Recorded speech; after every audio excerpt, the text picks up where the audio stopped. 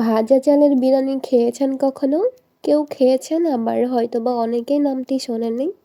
আসসালামু আলাইকুম everyone, welcome back to my channel. আজকে শেয়ার করছি আমাদের উত্তরবঙ্গের বিখ্যাত ভাজা চালের বিরিয়ানি। ইউনিক একটা রেসিপি, আর এটা দেখতে অনেকটা লোভনীয়, আর খেতেও কিন্তু ভীষণ ভীষণ ভীষণ মজার। একবার হলেও ট্রাই করবেন, দেখবেন অনেক অনেক অনেক ভালো লাগবে।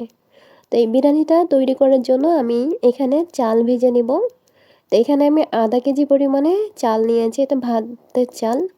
আমরা যে ভাত রান্না করি সেই ভাতের চাল দিয়েই বিরিয়ানিটা রান্না করা যায়। তো এই চালটাকে আমি দুভাগে ভেজে নিচ্ছি। আমার এই চাল ভাজাটা হয়ে গেছে। তো এখন আমি এই চাল ভাজাটা একটা হাঁড়িতে নিয়ে নিচ্ছি। এখন এর মধ্যে পানি দিয়ে দিচ্ছি। পানি দিয়ে এই চাল ভাজাটাকে আমি ভালো করে ধুয়ে একটা ঝাড়নির মধ্যে তুলে নিচ্ছি। তো এখন এই ঝাড়নির মধ্যে রেখে দিচ্ছি, চলে যাচ্ছি চুলায়। তো এখানে আমি তেল দিয়েছি 1 কাপ পরিমাণে, আর দিয়েছি পেঁয়াজ কুচি। এখানে আমি 1 কাপ পরিমাণে পেঁয়াজ কুচি দিয়েছি, আর দিয়েছি রসুন কুচি। দিয়ে খুব ভালোভাবে এই পেঁয়াজ আর রসুনটাকে আমি ভেজে নিচ্ছি। পেঁয়াজ আর রসুনটা নরম হয়ে আসলেই দিয়ে দিচ্ছি পানি। এখানে সামান্য পরিমাণ পানি দিয়েছি। এখন আমি মশলা অ্যাড করব।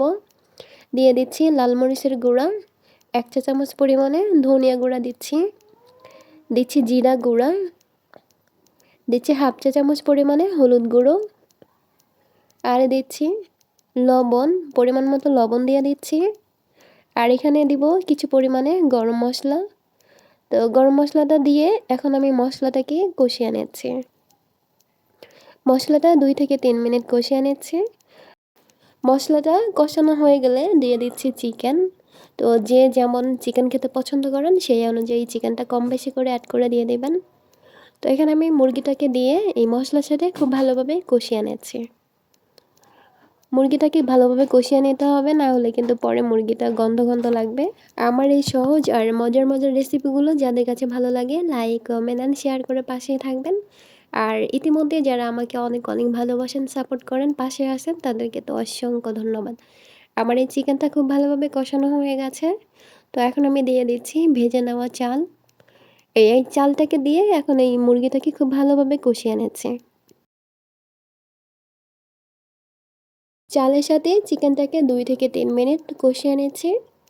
তো কষানো হয়ে গেলে দিয়ে দিচ্ছি ভেজে নেওয়া আলু। আমি আগে থেকে এখানে আমি 4-5টা আলু ভেজে নিয়েছি।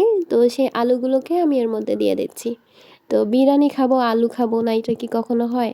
তো আলুগুলো দিয়েছি, আর দিয়েছি বিরিয়ানির মশলা। এখানে আমি 2 টেবিল চামচ পরিমাণে বিরিয়ানির মশলা দিয়েছি।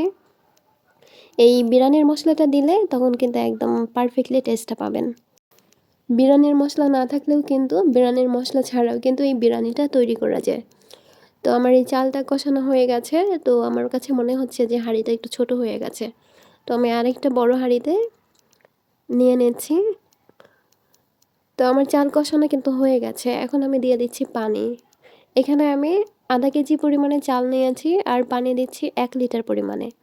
এই পানিটাকে আমি বলক তুলে নিয়েছি, একদম গরম পানি, ফুটন্ত গরম পানি। তো এখন কাঁচামরিচ দিয়েছি, কাঁচামরিচ দেওয়ার পরে ঢাকনা দিয়ে ঢেকে দিচ্ছি। তো ঢাকনা দিয়ে ঢাকার পরে আমি চুলাটাকে একদম মিডিয়াম লো আঁচে রেখেছি। তো 10 মিনিট পরে আমি এখন ঢাকনাটা তুলে একটু উল্টে পাল্টে নিচ্ছি। তো এখনও চালটা ভালোভাবে সিদ্ধ হয়নি, তো আমি আবারও ঢাকনা দিয়ে ঢেকে দিচ্ছি। ঢাকনা দিয়ে ঢাকার পরে আবারও 5 থেকে 6 মিনিট পরে আমি ঢাকনাটা তুলে নিয়েছি। তো আবারও উল্টে দিচ্ছি। আমার কাছে মনে হয়েছে লবণটা একটু কম হয়ে গেছে, তো আমি আবারও স্বাদ মতো লবণ দিয়ে দিচ্ছি। তো লবণটা দিয়ে আমি সব কিছু উল্টে পাল্টে নিচ্ছি। তো ভালোভাবে লবণ মিশিয়ে নিচ্ছি। তো এখন আমি এর মধ্যে দিয়ে দিব 2টা ডিম। তো ডিমটা দিলে কিন্তু আমার কাছে অনেক বেশি মজার হয়। তো ডিমটা দিয়ে খুব ভালোভাবে মিশিয়ে নিচ্ছি। খুব ভালোভাবে মিশিয়ে নেওয়ার হয়ে গেলে আমি এখন এর মধ্যে অ্যাড করব কিশমিশ। তো কিশমিশটা দিলে আমার কাছে খুবই ভালো লাগে। তো আর দিচ্ছি চিনি। এখানে আমি 2 টেবিল চামচ পরিমাণে চিনি নিয়েছি। তো চিনিটাকেও দিয়ে দিলাম। এখন দিচ্ছি 1/2 চা চামচ পরিমাণে কেওড়া জল, 1/2 চা চামচ পরিমাণে গোলাপ জল। এখন আমি সব কিছু একসাথে খুব ভালোভাবে মিশিয়ে নিচ্ছি। সব কিছু খুব ভালোভাবে মেশানো হয়ে গেলে আমি ঢাকনা দিয়ে ঢেকে দিব। ঢাকনা দিয়ে 5 থেকে 10 মিনিটের জন্য আমি এভাবে রেখে দিচ্ছি দমে। 5 থেকে 6 মিনিট পরে আমি ঢাকনাটাকে তুলে নিচ্ছি। একদম আমার বিরিয়ানিটা কিন্তু পারফেক্টলি হয়েছে, একদম খুব ভালোভাবে সিদ্ধ হয়ে গেছে আর একদম সুঘ্রাণ ছড়াচ্ছে কিন্তু। তো এখন আমি একটা ডিশের মধ্যে তুলে নিচ্ছি। তো গরম গরম একটা ডিশের মধ্যে আমি তুলে নিচ্ছি। উত্তরবঙ্গের বিখ্যাত রেসিপি, যদিও আনকমন, আমার কাছে ভীষণ ভালো লেগেছে। তো যদিও আমি প্রথমবার ট্রাই করেছি, আমার কাছে অনেক অনেক অনেক ভালো লেগেছে। তো আপনারাও ট্রাই করুন, দেখবেন আপনাদের কাছেও ভালো লাগবে। আর এটা ছোট বড় সকলেরই পছন্দ হবে।